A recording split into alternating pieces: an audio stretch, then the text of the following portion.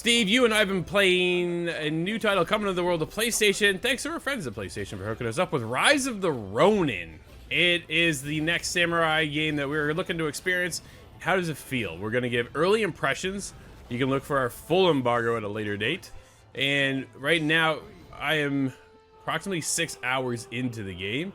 But we're restricted to actually what we're able to talk about. And this is very early impressions, the very early assets, and the part of the very beginning of the game. When you open up into the world, I thought the intro, the opening cinematic, which they've seen the trailer too, right? Is I'm like, yo, this really sets the bar, doesn't it? It kind of gets you into this. Yeah, cool. I'm a samurai. Let's go. And then you get into the game. And the way the story kind of leads in certain direction already, I was like, yeah, this is cool. Like, all right, I like where this is going, right? Like, we have to, it's just so hard for first impressions because you got to dance around so much of it. But the way the overall game experience feels, like, this is on path for something really, really cool. I think that's basically the end of it, right? Is we are set up in a cool story. How does this play out? I definitely want to know more. Sometimes we get into games going, this is boring. Like, I don't care, right? But no, I was hooked. I'm like, all right, cool. You guys have set me up. There's a certain point. I'm like, whoo-hoo, let's go. And then you start getting your weapons and you start building your character out and how that feels. And the combat itself is smooth, right? Here's the thing. It's Team Ninja. So there's a little game called Neo and a little game called Neo 2 they made. Dude, Neo 2 is so incredibly tough. Incredibly hard. And my fear coming into Rise of the Ronin, are we going to get more of that, right? Am I going to be able to get in here and play the game, or am I just going to get beat down? Dude, I'm playing the game. I'm just straight up playing. I'm hacking and slashing through, and there's stealth elements too you can pull in. Dude, I've been having a great time. I'm going to pass it over before I keep gushing. But so far, my early impressions, and I'm high. I'm high on the good impressions so far. Where were you at? Where are you with Rise of the Ronin?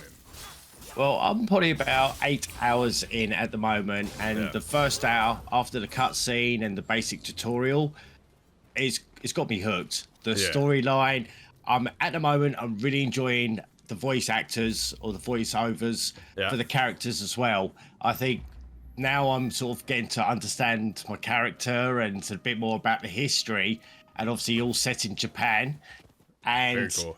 This is a beautiful looking game. They've Team Ninja have captured the essence of Japan. Very vibrant, flowers, beautiful, the buildings. Yeah. I'm loving it so much at the moment.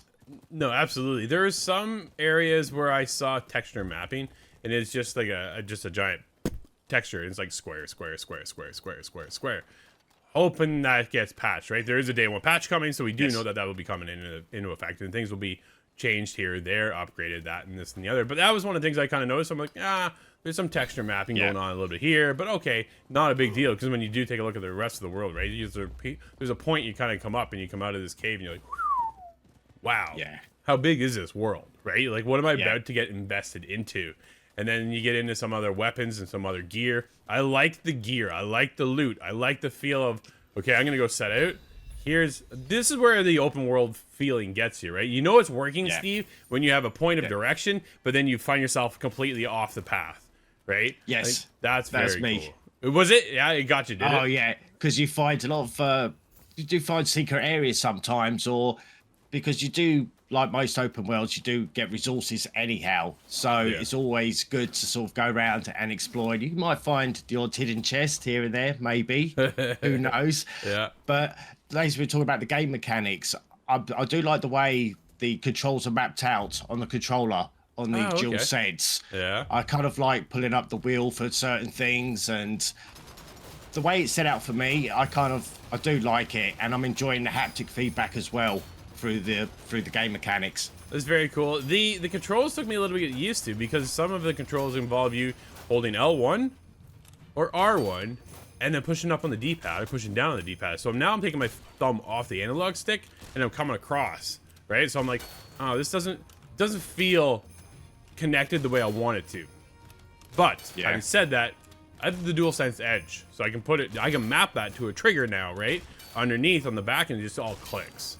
So if you have the DualSense Edge, look for that little bit of enhancement to come into the game and to be able to map that out differently. That will allow you to not worry about taking your thumb off the analog stick, to go to the D-pad, because that is a bit of a cumbersome move. I'm like, okay, it shows a tutorial, which I thought was done really, really well, set up well enough to push you not only as, okay, this is a tutorial, but this is part of the story as well as it unfolds, right? Which I always like. If they're able to map that out smoothly, I think it works really well. But yeah, that D-pad, from my analog stick to the D-pad, I'm like, oh, it just feels off. And as I'm hooked up, like my fingers up, you know what I mean? I felt like a claw going on. But it's been, I like the combat. I'm able to kind of make my character feel the way I want her to feel, right? And it's just this, dude, the character creation, and it was just, it is intense. It is insane. There's so much you could do. It's very, very cool. I've been having an incredible time.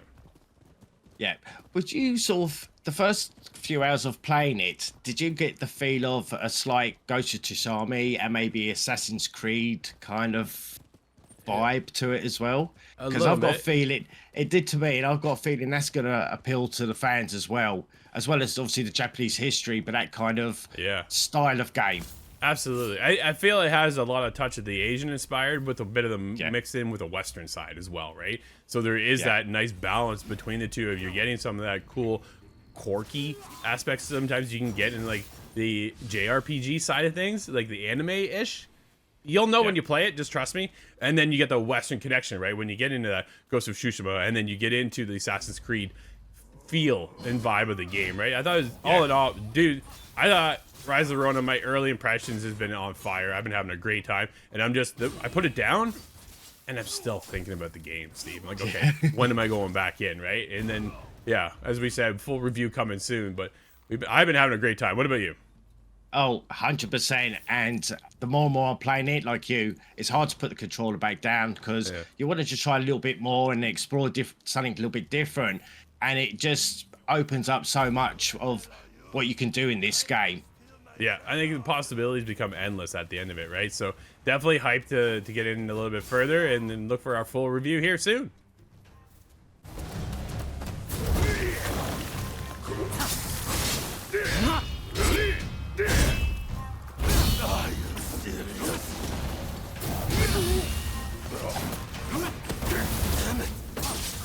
Not done yet.